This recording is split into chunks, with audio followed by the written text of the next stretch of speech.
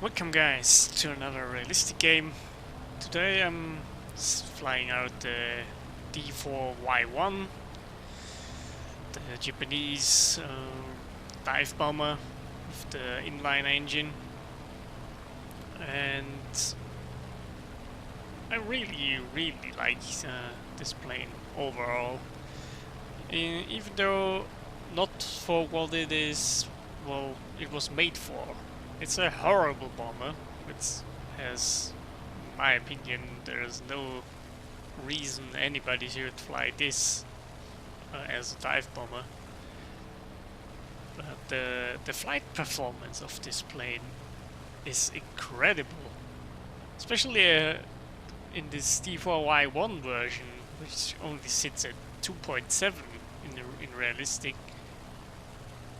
You face some very low tier stuff, and with a top speed of around 550 kilometers an hour or something that this thing has, and a very decent rate of climb and excellent maneuverability, you control the fighters very hard.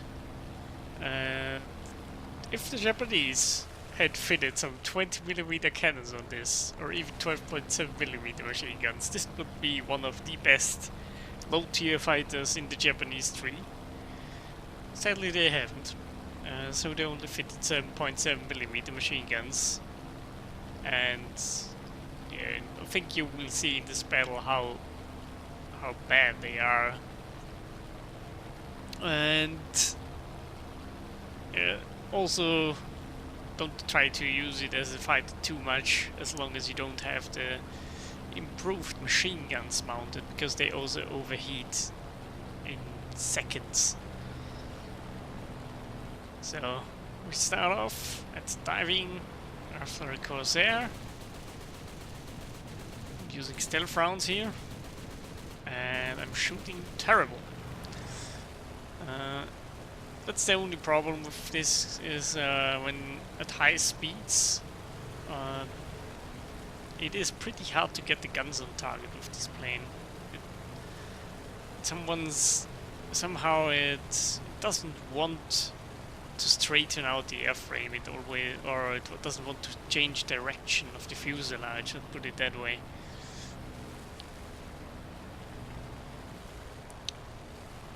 And now because the first attack failed, I'm now trying to evade the other planes that are high up here.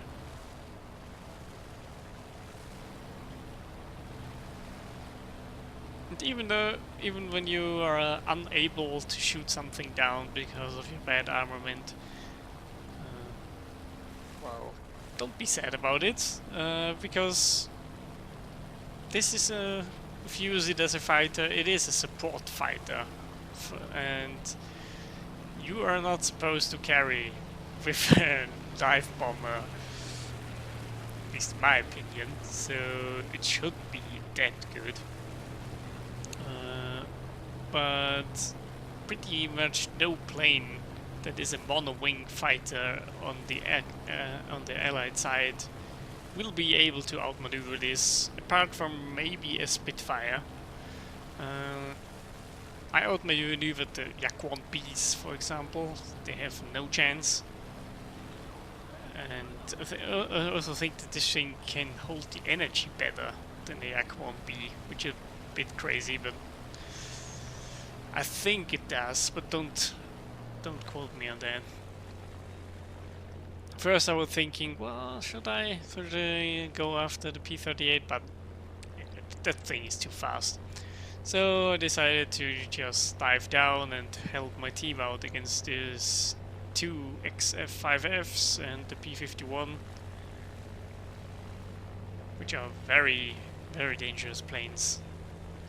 Because especially the XF-5F can turn incredibly well. And here I'm using my dive brakes, which is also a big plus on this plane.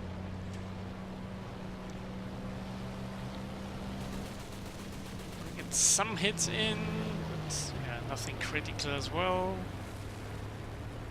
And And the P-39 is coming along. We are pulling very sharply, so he doesn't really get any good hits in. We risk it to go for a head-on here, get some more hits in, and I hope you can see how well this thing turns. It just swings the tail around and gets you on target. I'm evading here. That guy is shooting. Now the XF is trying to get behind the Key 61, which it can do, because the XF5 is incredibly maneuverable and has good engines as well. So, and now I hit him and I damage his wing, and he crashes and I get the kill, which is nice. Also got an assist, not sure on what plane. Corsair is coming, evading again. And I really hope, even though this is a battle, a night battle, and I know that you will not be able to see every detail in the YouTube video because the compressing rate makes it difficult. I hope you can see that this is very capable of outmaneuvering pretty much every fighter. And getting also hits on the Corsair, but I'm too fast, which is also incredible. And my teammates get the kill.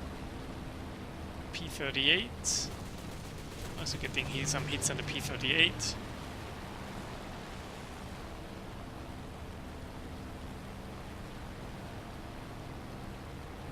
And now nearly my whole team is after the P-38.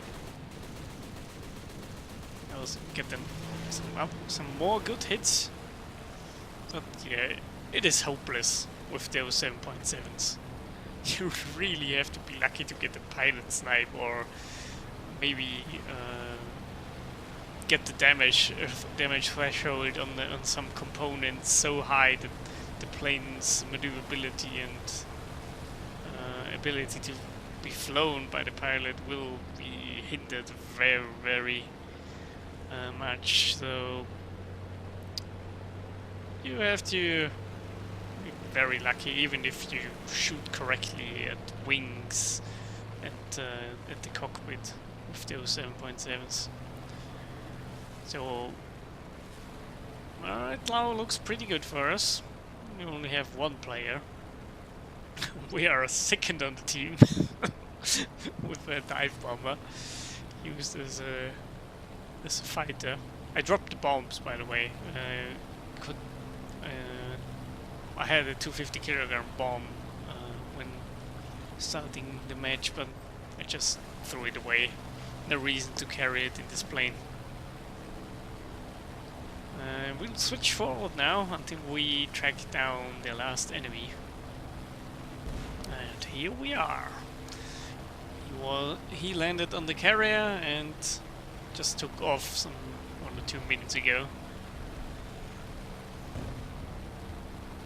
I think at this point I only have somewhere above 300 rounds left. And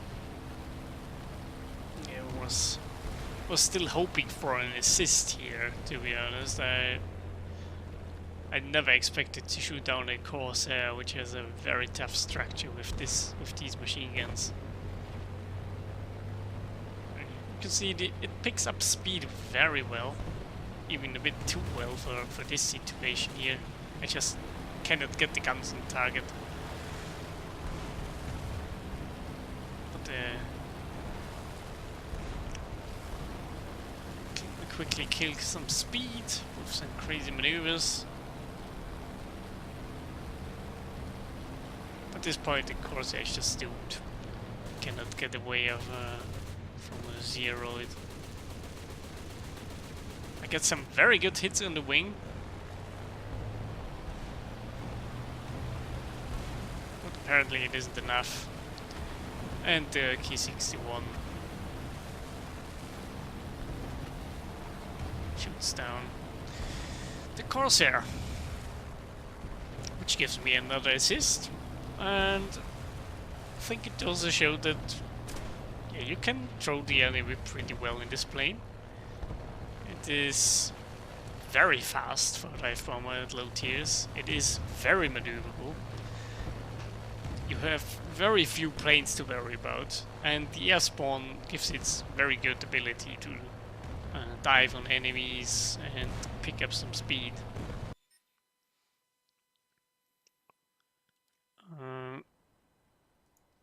Also, don't fear Russian fighters apart from I-153s or something like that, because you can maneuver with them, no problem. And the Russians are a bit less robust than most of the American planes as well. On one side, one additional note for the bombing ability. Yeah, you have these two options, but only use this if you don't have any other use for this plane, because it will be difficult to hit accurately with this bomb if you want to hit single targets, because it has one of the which is a lot of the dive bombers has, but some planes are more affected by it. Let's put it that way, because it is it has a bomb shaft and it's in the plane, and there's a bomb fork or something that falls out of the bombing bay, and this falling out of the bombing bay will give this plane a delay before the bomb drops.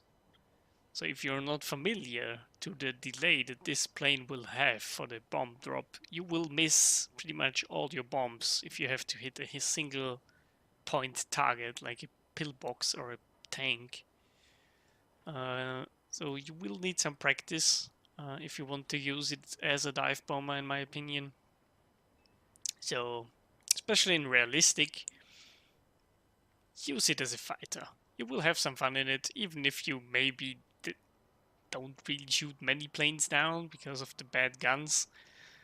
But the flight performance is definitely competitive at these BR ranges, because you will outmaneuver a Key 44 easy, for example, with this. And yeah, you only have worse guns, and your climbing ability will not even be any worse than a 0. Only slightly maybe, but not that much.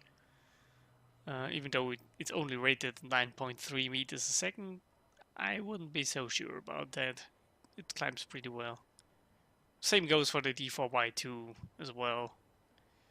If those things had better forward armament, I would love to fly them as a fighter a bit more. So, that's it for this plane. See ya.